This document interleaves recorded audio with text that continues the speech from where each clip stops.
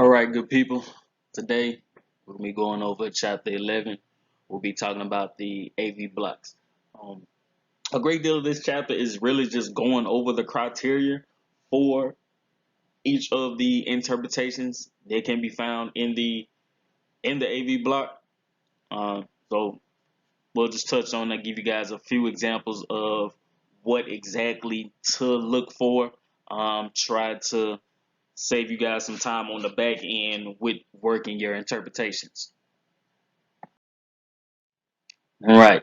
So the sinus node fires impulses as usual, but there's a problem down the line. Side of the block is in the AV node or the bundle of branches. All right. And again, we learned at the beginning that the body has its own natural pacemakers. The AV node being one of them, and so everything starts and stops with the body's natural pacemakers. Says, and you can pick up where the problem is based off what's being seen on the EKG. Right. So you have a third degree. Well, they have 3 degrees. You have the first degree.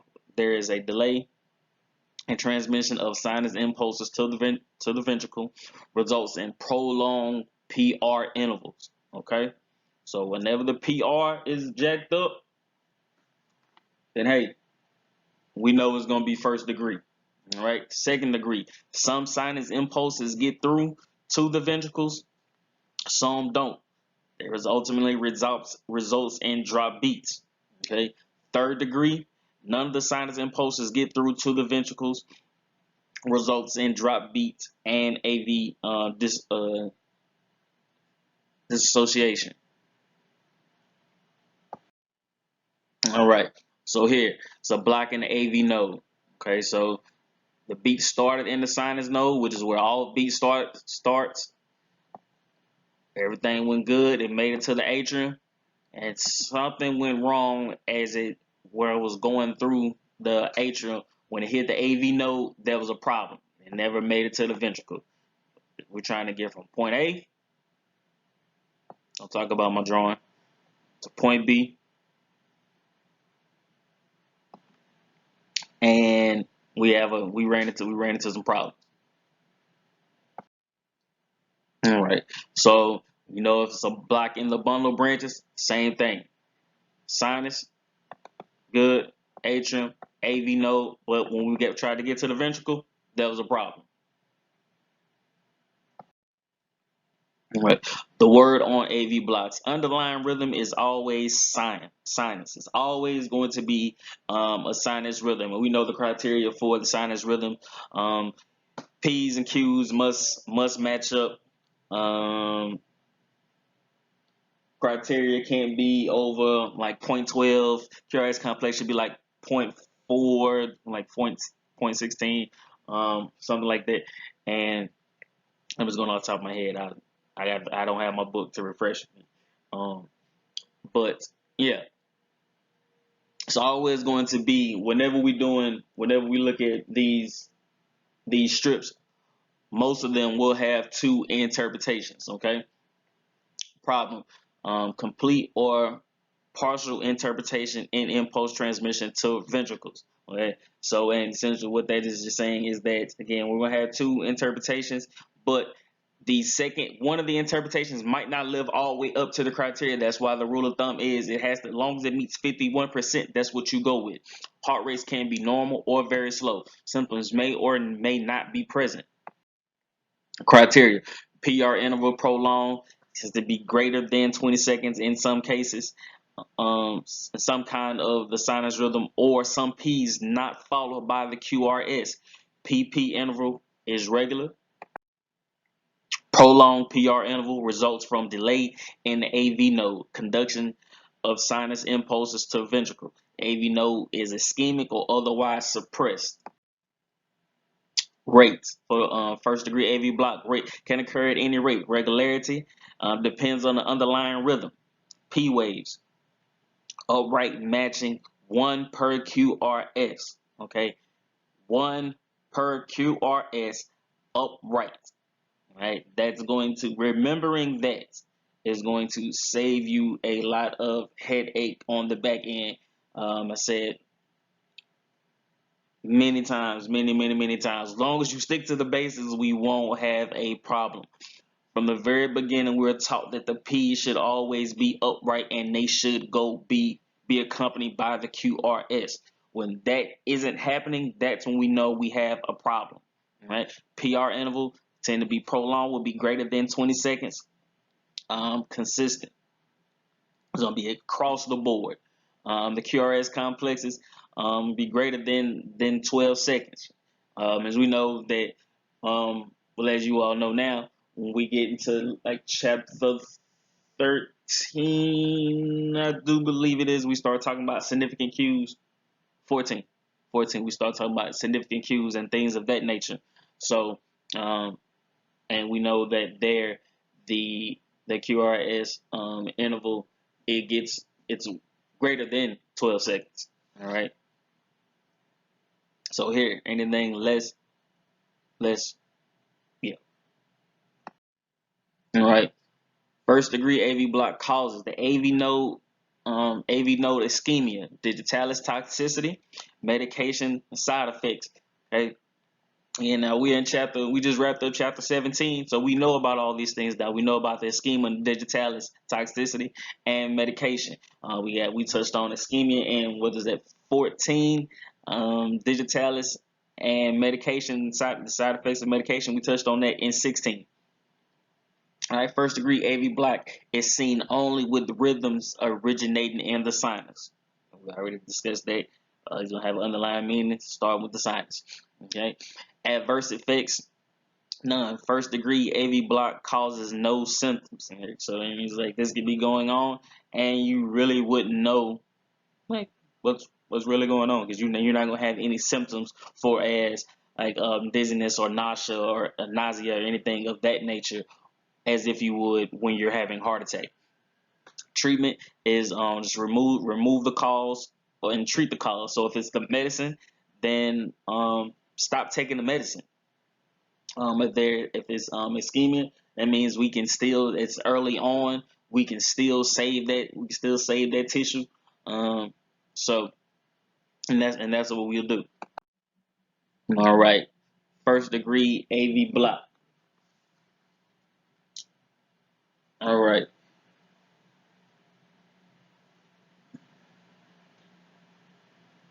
Now, so the rule of thumb with the poem, if the R is far from P, then we have a first degree.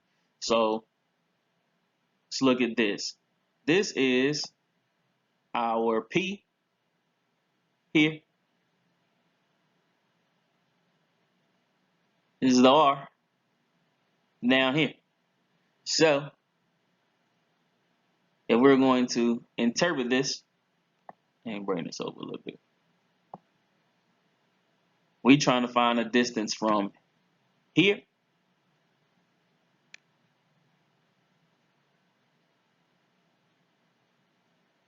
to there, and obviously that's going to be greater than,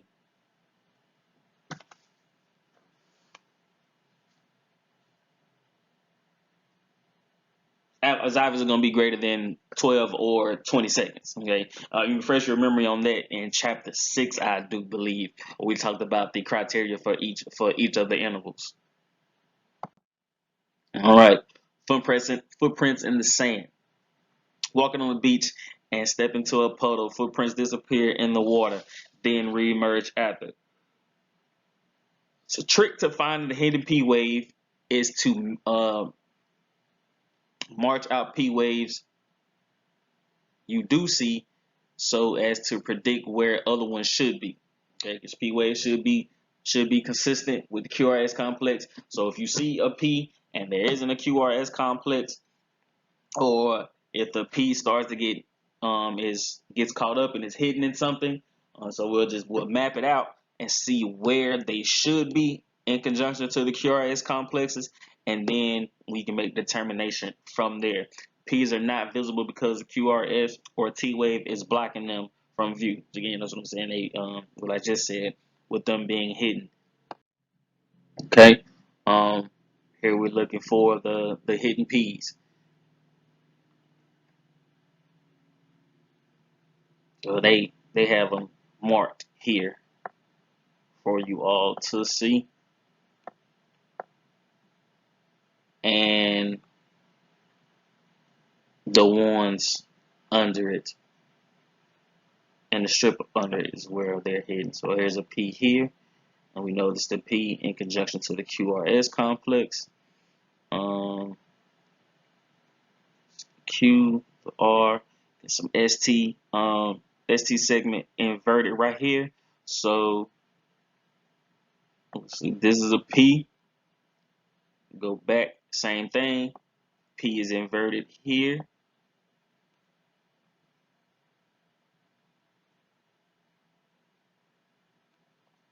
So P there, P there, P. So Q, R is down here again with this ST elevation. Well, it'll be depression because it's coming off the baseline. It's inverted. All right. All right. Mobitz 1/2 degree, also known as the Wenckebach. Usually a transit block lasting a few days. A AV node becomes progressively weaker to the point where it's finally unable to send the impulse. PR intervals grow progressively longer until there is a P wave not followed by the QRS complex. Again, with the Wenckebach, the form goes longer, it's longer and drop. Then you have Wenckebach. Okay, so again, what we're looking for is the PR interval to get progressively longer to the point where there are P waves and there are no QRS complexes. Again, P should always the P's and QRS complex should always be together. They're not. That's when we know we have a problem. All right. The rates would be between 60 to 100. Ventricular varies. Regularity could be irregular. Group of beats, then a pause. P waves upright matching. One block with no following QRS. Okay, the PR interval gradually prolonged until the QRS is dropped, and it's the same thing we just said on the previous slide. Okay, so let's look at it right here. We got our P's, QRS complex. All right, some ST depression here, P wave. So look, we got the QRS complex here.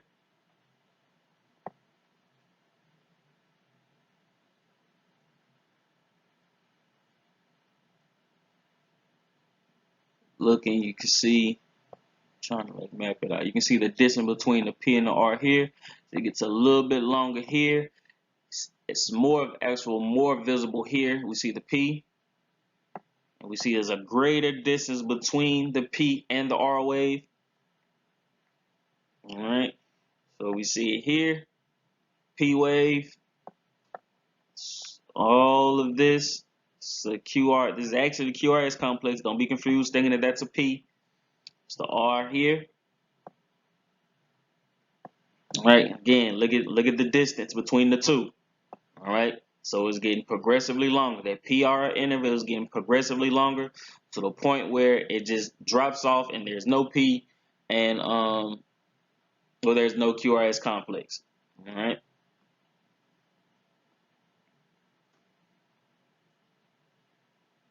Some more depression.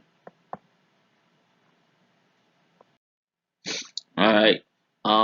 It's block caused by intermittent block at the AV node or bundle branches with AV node block. The result QRS complexes will be narrow. With block at the bundle branches, QRS complexes will be wide. And then last slide we just seen, you see how the QRS complexes were extremely narrow, like as it got down towards the end where they started to drop off. And usually Mobitz 2 patients already have a bundle branch block depending on other bundle branch and they're dependent on the other bundle branches to conduct the impulse. Looks like a sinus rhythm with all P waves in place, but with some QRSTs removed. Mobitz 2, second degree, AV block. The rates 60 to 100 varies. Regularity, regular, irregular, or regular but interrupted, upright matching. Some block the hidden PR consistent with conducted beats.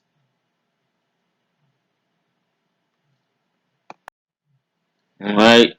QR interval should be less than 12 if no bundle branch block. Will be greater than or equal to 12 if there is a bundle branch block. Okay, causes an MI conduction system license, hypoxia, or meds. You know what I'm saying? So we know that this is dealing with the lack of oxygen. All right, medications. Adverse effects: decreased cardiac output, progression to third degree AV block. All right, so it's kind of just like what we're talking about with the three eyes of infarction. We start off with the second degree. If it's not treated in a timely manner, then it go to the third degree, and that's bad naturally. Okay, treatment. Intermediate transcontinuous pacing of the pacing if symptomatic, atropine, epinephrine, pacemaker, oxygen, dopamine. With narrow QRSs, which were less than 12 seconds, atropine should work. With wide QRS greater than or equal to 12, epinephrine may be a better choice. All right. I didn't share this with y'all, but vasopressin is a drug that they typically use now before they use epinephrine. They feel like it works better, so they'll try vasopressin twice, and if that vasopressin doesn't work, then they'll flip over and give them the epinephrine. All right, Mobitz 2, second degree. Some P's don't get through. You have Mobitz 2. All right. So looking at this, I see we have more P's than I have QRS complexes. See, P, P, P, P, here, here. All right. So I already know that this is gonna be second degree. All right. So P here is my QRS complex. My S is not on the line. We got something's going on here with my U wave, with my T wave. Looks like the U wave is trying to come into play. It's just not looking good. Right? But just off first glance, I already know this is gonna be second degree because there's not enough P's. All right. I mean, there's not enough QRS complexes associated with the P's. All right. 2-1 AV block. It's a type of second degree block in which there are two P waves to each QRS complex. The first P wave in each pair of P waves is blocked. Can be caused by either Wenckebach or Mobitz 2. So the sequence would be PPQRST. It's kind of like what we just seen. Rates, criteria rates, 60 to 100. Ventricular half of the atrial rates. Regularity is regular P waves upright matching 2 per QRS complex. PP interval is regular.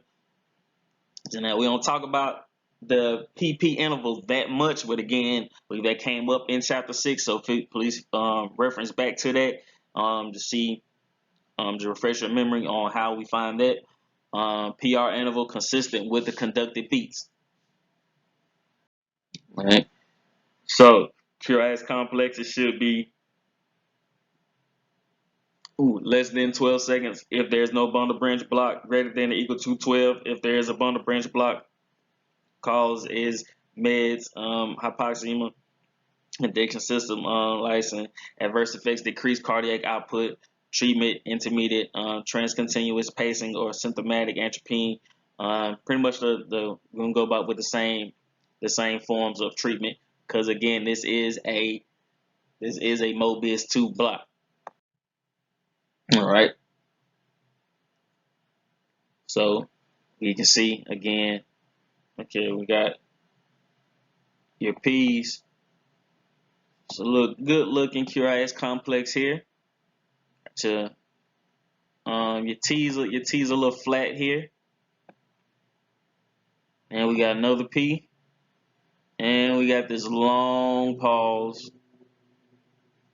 Another P. And go into the QRS complex. Alright.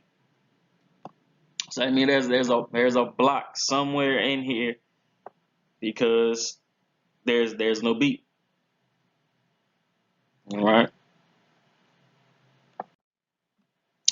Third degree. Sinus node sends out its impulse as usual. None of them ever get to ventricles. Complete block at the AV node or bundle branches. The lower pacemaker escapes and assumes pacemaking control, providing QRS complex.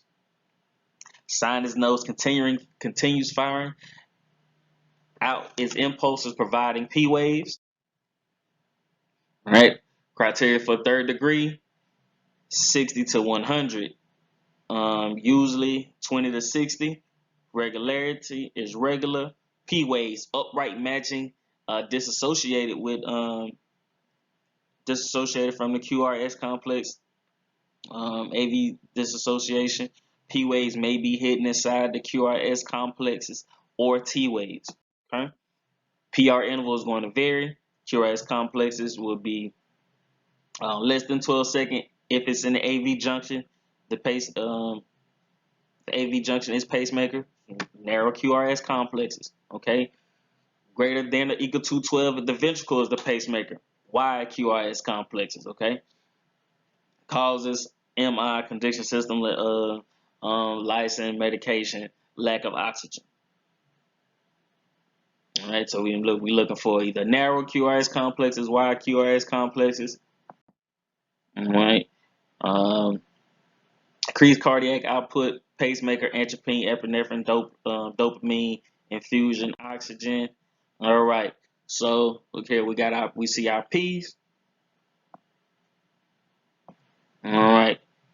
It's the QRS complex. We see we got some ST depression here, and clearly that there we got some going on, and we know that based off the shape, because this is extremely wide.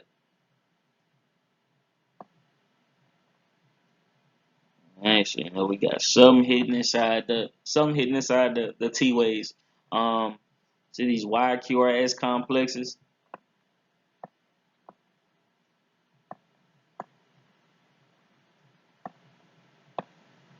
All right. Quick tip on differentiating AV blocks. First degree AV block, no drop. QRS PR interval is going to be greater than 20 seconds. Wenckebach gradually prolonging PR intervals. PR until QRS is dropped off. Mobitz 2 PR consistent. Some QRS complexes get dropped. Excuse me. 2-1 AVB. 2-1 AVB. 2 P's to every QRS. Third degree AVB. PR varies. RR is consistent. Some QRS get dropped. Again, gonna touch on the poem. So it's just saying the same thing. If the R is far from P, then you have first degree. Longer drop, then you have Wenckebach. If some of the P's don't get through, then you have Mobitz 2. If P's and Q's don't agree, then you have Mobitz 3. Okay. All right. So the algorithm which you can use to ask yourself these questions as you're going through, after you ask your other questions to find your interpretation, your heart rate, PR interval, QRS interval, and all of that. And we'll go back to break down our criteria. These are questions that you ask yourself. Are there any P waves followed by the QRS complexes? Is the PP interval regular? Um, there is a second or third degree AV block. Does the PR interval vary or change? Are there two P's to each Q waves? Is the RR interval regular? All right. It's little simple questions. Again, just doing your check down will help you make the distinction between the interpretations for each rhythm and save you a lot of time, a lot of headache. So yeah, make sure you guys make yourself familiar with this. All right. So I want to do these. Let me see. All right, we're just gonna touch on some of these. So I want you guys to see. All right. 2. This one here we have a first degree. Know this because I know it's a sinus rhythm with a first degree, and I notice a sinus rhythm with a first degree because I'm looking at the QRS complexes. I see my P's and QRS complexes. They line up. The criteria, not just me eyeballing this, the criteria for the QRS complexes, they look like they are in range. And it's going to be first degree. I can tell it's first degree because the PR interval is off. It's looking. This is my P. This is the R here. All right. I can tell that there's a great bit of distance between the two. All right. I know my PR interval is off.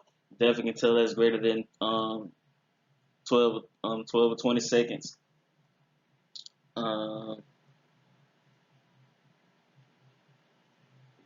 Again, just refer back to chapter 6 to practice with that.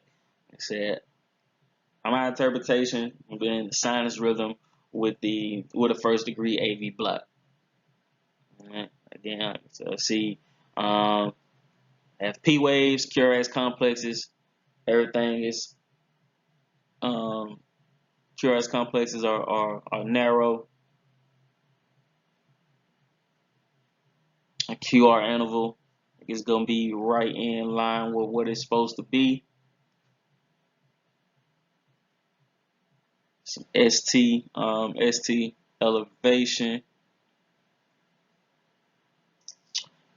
But that PR interval is a red flag. All right. Just clicking too many times, skipped over 4, so I had to come back to it. Again, run through our questions, look at everything.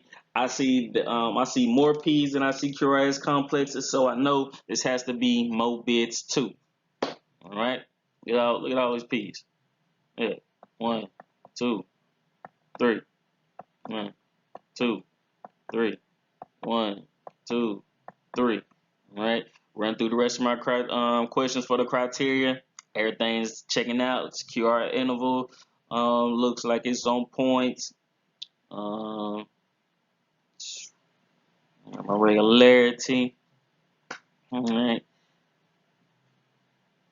So Mobitz 2. All right. So we go all the way over. I'll say you guys some time. I want you to see what each one looked like. All right.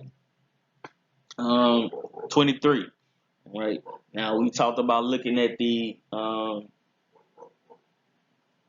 criteria, and we looked at it was 14. 14.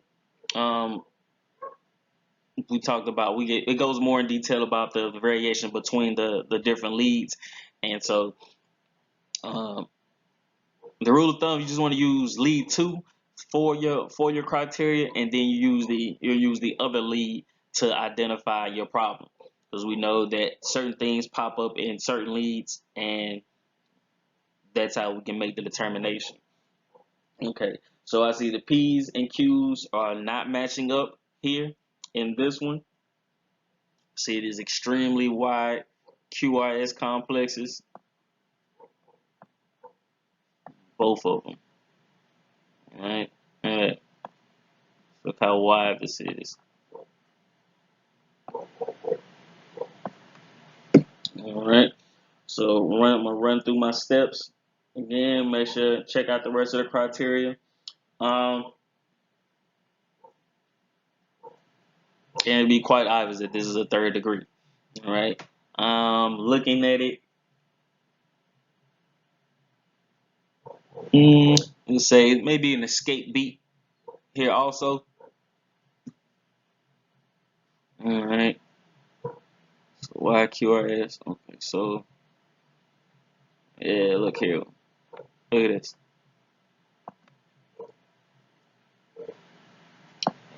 The pacemaker's firing, but not everything is getting through. It's struggling right here. Some form of blockage. So as you got your sinus node firing. There's our P, but it's not getting through. So well, you have all your pacemakers firing, and you know whichever one's the fastest one, that's the one that gets through. So the P starts it, but it can't get through the way it needs to. So one of the other pacemakers fires, and that's what we see all this discrepancy. These discrepancies right here. Same thing on the bottom. And we got, see, it's firing. It's coming off the baseline, and it's just not getting through. It's a great deal of ST elevation. Um, yeah, it's extremely bad. So this person needs help. All right. Um, and that's pretty much that. That is chapter 11. Just make sure that you go back and review the things that we covered in chapters to help you understand the criteria. Again, that's gonna be found in chapter 6. All right. See you guys in the next chapter.